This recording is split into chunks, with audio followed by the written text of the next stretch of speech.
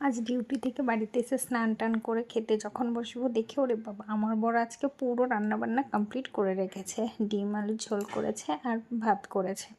অন্যদিন শুধু ভাতটাই করে রাখে, তরকারির হাফটা করে রাখে, ছেলে করতে দেয় না। আজকে কপালটা আমার ভীষণ ভালো, করে রেখেছে। আর এই যে মাংস দেখছেন, এটা আমিই এসে করেছি, মানে বরটা আমার এখন এত ভালো হয়ে উঠতে পারেনি।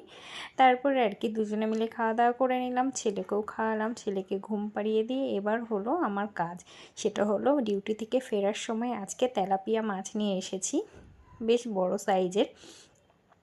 যেহেতু এটা বরফের মাছ, তাই হচ্ছে রেডি করে রাখতে হবে, ভেজে রাখতে হবে, নাহলে নষ্ট হয়ে যাবে। ছেলেকে ঘুম পাড়িয়ে দিয়ে তারপরে ভাজতে এলাম, নাহলে ছেলে ভাজতে দিত না। তারপরে এক এক করে মাছটা ভেজে নিলাম, তরকারিটা রাত্রে করব। কী রেসিপি রান্না করলাম তেলাপিয়া মাছের, সেটাও তোমাদের দেখাবো।